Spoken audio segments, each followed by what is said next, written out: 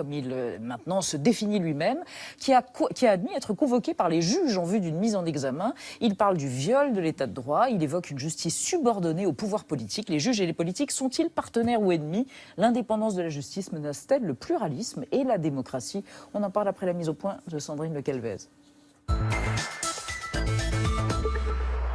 Je ne céderai pas, je ne me rendrai pas, je ne me retirerai pas. Convoqué par la justice le 15 mars prochain, afin d'être mis en examen, François Fillon a contre-attaqué ce midi. Il dénonce un assassinat politique. Par ce déchaînement disproportionné, sans précédent connu, par le choix de ce calendrier, ça n'est pas moi seulement qu'on assassine, c'est l'élection présidentielle. François Fillon se rendra à la convocation des juges qui l'accusent d'acharnement, contrairement à Marine Le Pen, également empêtrée dans des affaires d'emploi fictif. En meeting dimanche dernier, elle n'a pas ménagé ses coups. Les magistrats sont là pour appliquer la loi, pas pour l'inventer, pas pour contrecarrer la volonté du peuple, pas pour se substituer aux législateurs. Les magistrats en font-ils trop sur ordre du pouvoir? Une accusation balayée par le garde des Sceaux dès le week-end dernier. Pour Jean-Jacques Urvoas, la justice n'est ni manipulable, ni manipulée. Imaginez aujourd'hui que des instructions aient pu être données sur François Fillon ou Marine Le Pen est tout simplement absurde, parce qu'illégal. L'indépendance de la justice est mise en doute par des candidats à la présidentielle qui dénoncent une tentative de disqualification. Un discours qui galvanise des militants très motivés, comme ce matin devant le quartier général des Républicains.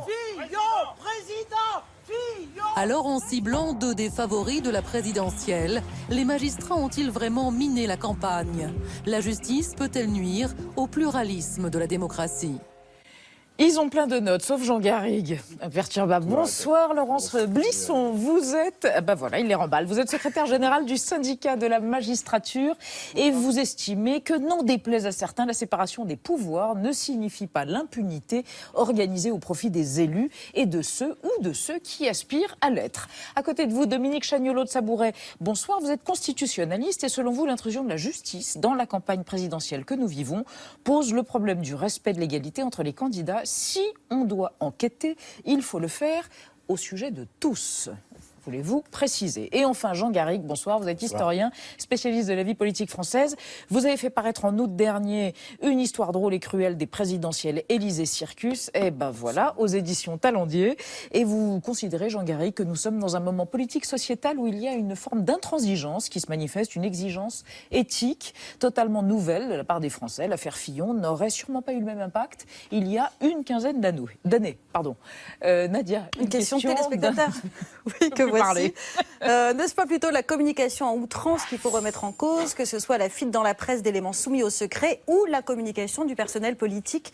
Dominique Chagnolot, est-ce que effectivement en 2017, c'est possible pour la justice de traiter ce type d'affaire, l'affaire Fillon, dans le secret? Et est-ce que c'est souhaitable?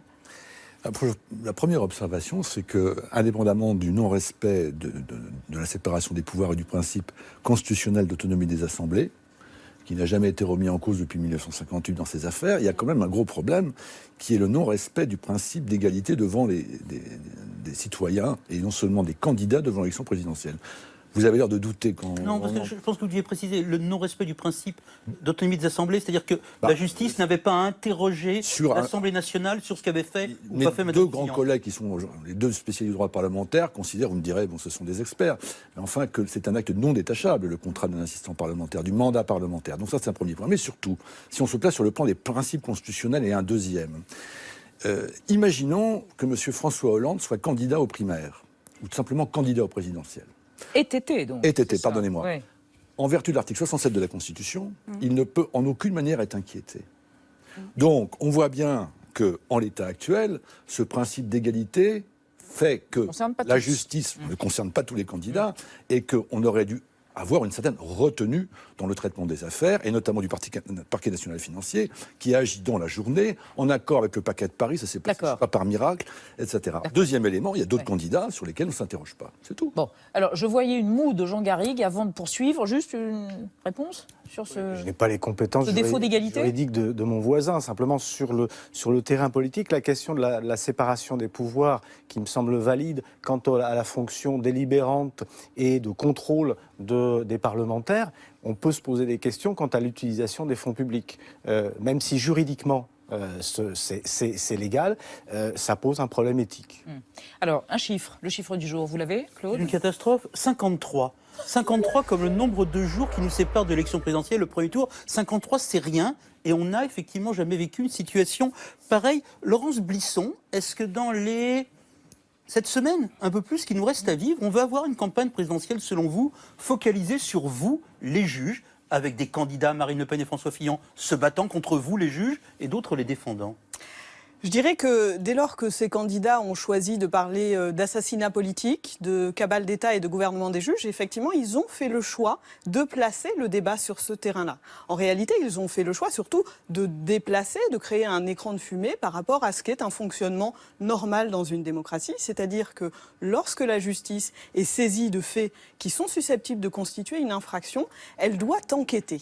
Il n'y a pas d'atteinte à la séparation des pouvoirs dans la mesure où l'action de la justice, elle ne va pas à l'encontre du vote qui peut être exprimé par les parlementaires, de leur prise de position, mais c'est-à-dire que pour être clair, question... même si François Fillon, je demande pardon, était mis en examen le 15 mars prochain, rien ne lui interdit juridiquement d'être candidat à la présidentielle. Ensuite, rien ne lui interdit juridiquement d'être candidat à la présidentielle. On est dans des questions qui sont des questions de probité, dans des enjeux qui ensuite sont politiques, mais on a vraiment aujourd'hui une tentative de pression sur la justice qui consisterait à lui imposer une trêve qui n'existe pas juridiquement et à lui imposer une vision très particulière de l'égalité de tous devant la loi. J'entendais que la justice y porterait atteinte, je suis assez choquée. On a tous les jours dans les tribunaux des enquêtes qui sont démarrées sur la base d'une information, des gens qui sont parfois jugés en 48 heures, à vrai dire. Oui, parce que là, il y a un reproche qui a été fait d'une célérité évidemment, mais on est dans un contexte particulier, une suspicion d'atteinte à la probité qui est tout de même assez grave, qui implique nécessairement, de la part du parquet financier, qui est là précisément pour lutter contre la délinquance financière, une action. Alors, aujourd'hui, on a un juge d'instruction, des juges d'instruction qui sont saisis, justement une enquête qui sera contradictoire, qui permettra à François Fillon. D'accord, Laurence Blisson. Juste une question, Dominique Chagnollot. Vous considérez qu'il n'y a aucune raison pour que ce soit le parquet financier qui se saisisse d'une affaire somme toute simple? Moi, j'ai soulevé cet argument modestement dès le départ, parce que il a été créé quand même pour les gros délinquants en col blanc, les escrocs, etc. Bon. Donc déjà, au départ, le parquet de Paris aurait pu être saisi. Il n'a pas été, pourquoi, je ne sais pas. C'est quand même étonnant de comparer le recrutement de son épouse comme collaboratrice avec un escroc qui fait des placements en Suisse. On parle de sommes assez conséquentes. Voilà, donc je veux dire, c'est quand même un truc incroyable. Je veux dire qu'on mette sur le même plan des trafiquants en col blanc avec un ancien Premier ministre qui est parlementaire. Attendez. Ensuite, il n'y a pas d'enquête contradictoire. Il n'y a pas de droit de la défense. D'ailleurs, vous-même, le syndicat de la magistrature... Entre juristes, ça parle cash parfois. Le syndicat de la magistrature avait toujours défendu d'ailleurs l'idée que nous revenions à un débat contradictoire au départ, dans l'enquête préliminaire. Le client n'a aucun droit, si je puis dire. Bon, ensuite, il n'a aucun droit par la suite, puisqu'il faut attendre qu'il soit éventuellement mis en examen pour pouvoir bénéficier de la présomption d'innocence. Qui est quand même Dominique Chagnollot, juste une chose. L'affaire, ce qu'on appelle communément et vulgairement le Penelope Gate, a été sortie par... C'est une invention de mots. Permettez, j'en viens à ma question. A été sortie par la presse, par le Canard enchaîné. J'aime beaucoup le Canard enchaîné. Je poursuis. Si la justice n'avait pas agi, que n'aurait-on dit alors sur le privilège, l'exceptionnalité dont aurait bénéficié Fillon? Lorsque l'ouvrage sur M. Macron, j'ai rien contre M. Macron, a priori dans cette affaire, a révélé un certain nombre de financements par le ministère de sa campagne électorale, est-ce qu'il y a eu une enquête?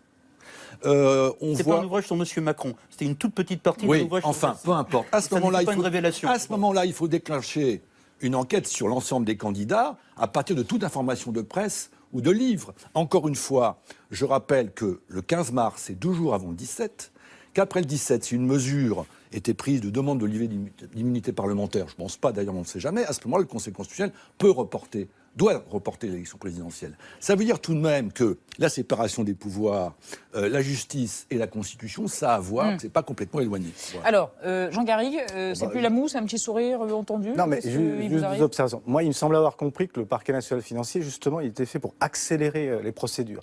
On a souffert depuis des années que dans la plupart de ces affaires politico-financières, les procédures soient interminables. Ce que déplorait François Fillon lui-même. Ce que déflorait lui-même François Fillon. Le délit d'initié de 1988, il a été jugé 13 ans après, je crois. Enfin, bon, un exemple. Donc, cette rapidité, est-ce qu'il faut la déplorer ou plutôt s'en réjouir pour le fonctionnement de notre démocratie? Et puis, il y a la dimension politique, mais on y reviendra peut-être. Oui. On est dans un moment où il y a peut-être une exigence éthique particulière et peut-être qu'il faut répondre aussi à cette exigence. On va y revenir, pardon, décidément, je ne sais pas ce que j'ai. Mais pour leur portrait, ou plutôt éloge, par Thibault Nolte, du juge Tournaire. Est-il juge, est-il justicier? Je ne sais pas. En tout cas, c'est le premier magistrat instructeur de l'affaire Fillon au pôle financier. Regardez. Un pied à parler. Ils ont fait preuve d'engagement et méritent bien quelques encouragements. Tandis que François Fillon est convoqué par la justice, le premier magistrat instructeur de l'affaire est l'un des juges les plus intransigeants. Alors faut-il transiger avec Serge Tournaire? Serge Tournaire est juge au pôle financier. Il jouit d'une étonnante capacité à se soustraire à la lumière au point qu'il n'existe qu'une seule photo de lui. Il jouit aussi d'une étonnante réputation de magistrat inébranlable au point qu'aucune affaire ne l'effraie, pas même le Penelope Gate. À l'issue du réquisitoire du parquet national financier, le président du tribunal de grande instance de Paris a choisi Sergio le Discret, qui sera épaulé par 2 autres magistrats du pôle financier, pour mener la charge dans une affaire qui sent le soufre, la marée et les égouts. La politique, c'est comme l'andouillette. Ça doit sentir un peu la merde, mais pas trop. Sinon, je sors le fébraise. Pour évoluer dans ce cloaque, Sergito présente une appétence pour l'endurance, la complexité et l'inquisition. Le Marseillais d'environ 50 ans, qui court les 16 km du Paris-Versailles en 1h17, a débuté en Corse, pays de son aïeul, et s'est jadis rêvé en inspecteur du fisc. Papa, Serge, il m'embête. Serge, tu l'as encore menacé avec un contrôle fiscal? Je t'ai déjà dit, il faut pas faire ça, c'est pas gentil. Le juge fantôme s'est occupé des dossiers Tapi ou Big Malion, dans lequel il vient de renvoyer Nicolas Sarkozy en correctionnel. Il n'a pas non plus ménagé ses clients de gauche, tels que les frères Guérini à Marseille. Un juge sachant juger doit savoir juger sans préjugés. Félicitons Thibault Nolte pour son hommage à l'andouillette corrézienne. Et une question pour vous, Laurence Blisson. Comment des juges, juges Tournaire ou d'autres, peuvent-ils juger vraiment sereinement avec ce climat, la presse, une forme d'hystérisation, les paparazzis, les photographes, l'ébullition? C'est une préoccupation essentielle et je pense que les déclarations qui ont été celles de François Fillon, de Marine Le Pen, ne permettent pas véritablement cette sérénité. Mais il y a des règles de procédure pénale et ces règles de procédure pénale, elles sont appliquées. Aujourd'hui, on entend beaucoup de choses sur l'absence de compétences du parquet national financier alors que l'infraction visée est une infraction visée dans la loi. On entend beaucoup de choses sur la question de l'accès au dossier. Très bien. La saisine de juge d'instruction permet précisément cet accès au dossier. On a par ailleurs un certain nombre... Si vous permettez, si vous étiez vos collègues, sérieusement, comment est-ce qu'un juge, même meilleur juge du monde, peut déterminer si Madame Fillon a effectivement travaillé ou pas? C'est largement immatériel. Même question, je poursuis. Comment un juge peut réellement... Taratata? Mais Taratata. Un collaborateur parlementaire, ça fait des rapports, ça prépare des amendements, ça donne des propositions, des traces. Ça voit énormément de responsables politiques locaux, un travail de collaborateur. Je participe à la formation de ces collaborateurs il n'existe pas de preuve. travaillent. Il n'existe pas de preuve des choses négatives. Il existe des preuves des choses positives. Un rapport des choses négatives. Quelqu'un dit j'ai parlé tous les jours de ma vie avec M. Fillon, je l'ai aidé. Précisément, on a déjà eu dans l'histoire de France des condamnations pour des emplois fictifs. Je veux dire, évidemment, pas pour les parlementaires. On est dans une situation pas pour les parlementaires dans laquelle vous n'en trouverez pas. Non, mais c'est le rôle de la justice. Non, parce que c'est un travail discrétionnaire. C'est René Dosière qui l'a expliqué à une époque. Je vous René signale Dosière, aussi, qui est ce parlementaire socialiste, spécialiste de la surveillance. et de la déontologie d'une certaine manière. D'autre part, je vous signale qu'il y a un communiqué d'un de mes collègues qui a été désigné par le président de la nationale avec l'accord unanime du bureau. Le déontologue de l'Assemblée nationale a répondu aux députés écologistes qu'en aucune manière François Fillon n'avait manqué ni aux règles de l'Assemblée nationale concernant l'assistanat parlementaire, ni au titre de cette société qui n'était intervenu d'aucune manière. Le déontologue, ça fait. Le déontologue, on s'en fout. Ça fait 10 lignes dans tel journal, mais on n'en parle plus. Le déontologue qui se plaint en permanence, qui n'a pas les moyens de faire son travail. Rassurez-vous, si les juges d'instruction n'aboutissent pas à avoir les éléments suffisants qui leur permettent de dire que l'infraction de détournement de fonds publics n'est pas caractérisée, non seulement il n'y aura pas de mise en examen s'il n'y a pas d'indice grave ou concordant, mais d'autre part, au final, François Fillon ne sera pas renvoyé devant une juridiction. Simplement, on a aujourd'hui une situation dans laquelle la justice ne peut pas se permettre, c'est la question que vous posiez tout à l'heure, la justice ne peut pas se permettre de rester inactive, je dirais, face à des accusations qui sont tout de même très lourdes. Faites-nous écouter quelqu'un, Claude. On va parler d'un homme qui, lui, est resté actif, puisqu'il a fait ce que François Fillon avait prévu de faire, qu'il a fait plus tard. Bref, il a été au salon de l'agriculture. Emmanuel Macron, il a commenté la déclaration de son rival. Vous allez voir, ce n'était pas exactement du même tonneau, Macron.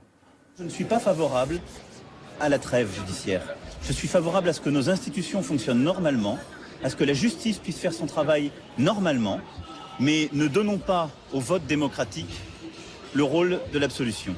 Ça n'est pas le sien. Jean Garrigue, est-ce qu'il est absurde historiquement de penser qu'effectivement on doit laisser une campagne présidentielle se dérouler, on va dire, dans sa pureté intrinsèque ? Historiquement, ce n'est pas totalement absurde, parce que c'est une sorte de rituel d'avoir une trêve au moment des élections sur le plan judiciaire. Mais on est dans un moment, je le répète, les choses ont changé. Il y a eu l'affaire Cahuzac, il y a eu les échecs successifs de Nicolas Sarkozy et de François Hollande, il y a eu les démêlés de Nicolas Sarkozy avec la justice. Le point de vue de l'opinion publique, le point de vue des médias, le point de vue des juges, il évolue, et Dieu merci. Donc on n'est plus à l'époque où Lionel Jospin, Premier ministre de cohabitation, empêchait des élus de sa majorité d'attaquer Chirac. Mais oui, on a changé d'époque. Il faut que les hommes politiques. Vous voulez dire, il faut que les hommes politiques s'en rendent compte eux-mêmes ? Et qu'ils se rendent compte que la culture de caste, la culture du privilège, elle est en train de s'effondrer. Dominique Chagnolot. Oui, alors qu'est-ce qu'il dirait, monsieur Vous êtes pour une trêve, vous ? Attendez, il y a deux choses. Ouais. Monsieur Macron, s'il soutenait Monsieur Hollande, puisqu'il a pris sa place d'une certaine manière, il serait d'accord pour qu'on mette en cause l'immunité constitutionnelle de Monsieur Hollande ? Il n'y a pas de poids de mesure. L'article 67. Ça, c'est de la politique fiction, puisque c'est pas le Non, mais d'accord, mais attendez, c'est du droit constitutionnel. Si François Hollande était président candidat, qu'est-ce qui se passerait ? Aucune enquête ne pourrait être diligentée. Donc il y a bien, effectivement... D'accord. Deuxièmement, le détournement de fonds publics n'est pas faisons un exercice de politique fiction, précisément, à propos de Pénélope Fillon et de François Fillon. Pour Yvonne de Gaulle. Imaginons, non, pas du tout. Imaginons que François Fillon ait choisi la bonne stratégie. Il devient président de la République, on ne peut plus le toucher, on ne peut plus l'embêter, il est président de la République. Son épouse, non. Peut-on imaginer l'épouse du président de la République, les juges d'instruction de Mme Bisson auraient pris leur temps, mise en examen, mise en détention provisoire. Aussi, bien sûr. Bien sûr, c'est le statut civil et pénal du chef de l'État.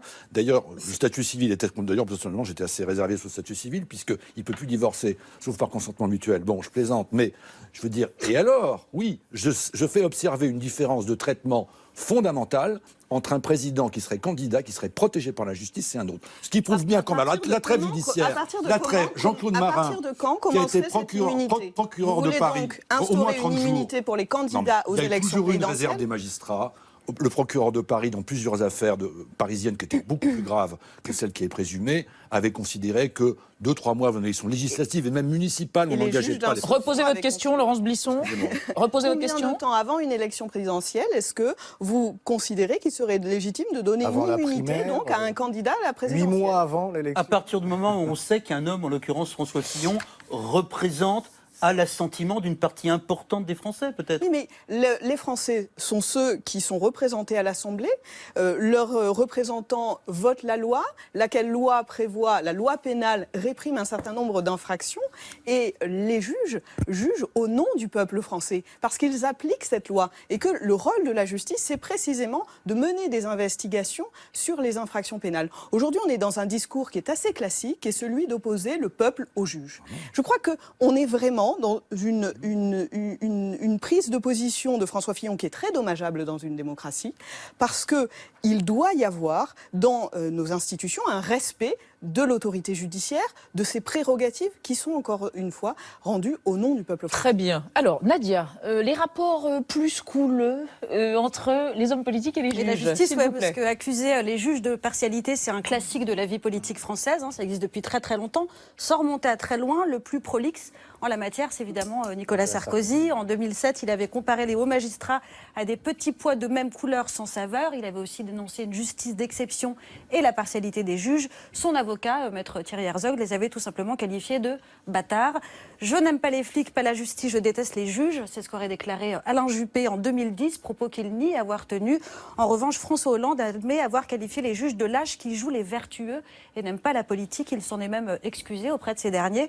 Et si on remonte un peu plus loin, en 92, Michel Vauzel, ministre PS de la Justice de l'époque, parlait de justice spectacle. Il disait, je le cite, craindre un gouvernement de juges. Quant à Pierre Mauroy, il allait jusqu'à parler de macartisme. Jean Garrigue, qu'est-ce qui explique, quels sont les fondements de cette rivalité entre les juges et les politiques, pour comprendre vraiment? Une vieille tradition de subordination historique de la justice au pouvoir politique. Cette soumission, elle a existé jusqu'aux années, peut-être jusqu'aux années 90, justement, où les choses ont un petit peu explosé.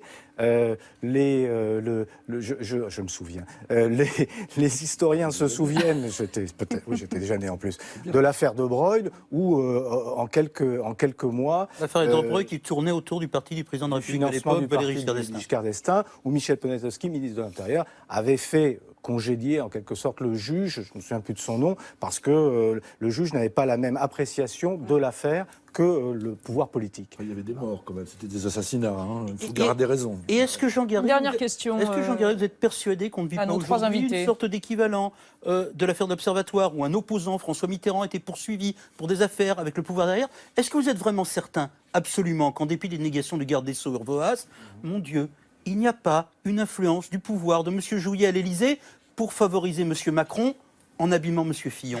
Moi, je n'ai pas suffisamment de documents pour répondre à cette question. Au fond du fond. Non, mais on sent bien qu'il y a peut-être une sensibilité qui pousse certains juges à une certaine sévérité ou célérité vis-à-vis de cette affaire. Sans doute, il y a peut-être quelque chose. Mais je le répète, au-delà de ça, moi je veux insister là-dessus, au-delà de ça, il y a une thérapie de notre système politique, une nécessité de transparence, et il faut quand même aller dans cette direction. Dominique Chagnolot et Laurence Blisson, rapidement. Le parquet national financier, le parquet, vous vous en plaignez souvent, le syndicat de la magistrature, n'est pas un juge indépendant au sens de la Cour européenne des droits de l'homme. Ça fait François Fillon à ce sujet lorsqu'il était. Mais ça, c'est pas le problème. Ça ne veut pas dire que ce sont des magistrats malhonnêtes. Je dis c'est un parquet qui n'est pas indépendant au sens de la Cour européenne des droits de l'homme. Il intervient dans une affaire aussi grave que l'élection du président de la République au suffrage universel direct. Ça, c'est pas gênant. Et quand c'est le parquet, dans une procédure non contradictoire, dans une infraction non contradictoire, il se mêle. L'autorité judiciaire non indépendante sur le plan européen se mêle d'une élection démocratique. Ça pose une difficulté, pas de malhonnêteté, de discernement. Une conclusion, Laurence Blisson. Une conclusion. On voit une nouvelle fois que certains dans la classe politique n'acceptent pas d'être des citoyens comme les autres, n'acceptent pas le principe d'égalité devant la loi. Ils aiment une justice implacable avec les pauvres, mais ils n'aiment pas lorsque leurs propres actions, lorsqu'elles sont susceptibles de constituer des infractions pénales, font l'objet d'enquêtes de manière indépendante. Merci à tous les trois. Merci.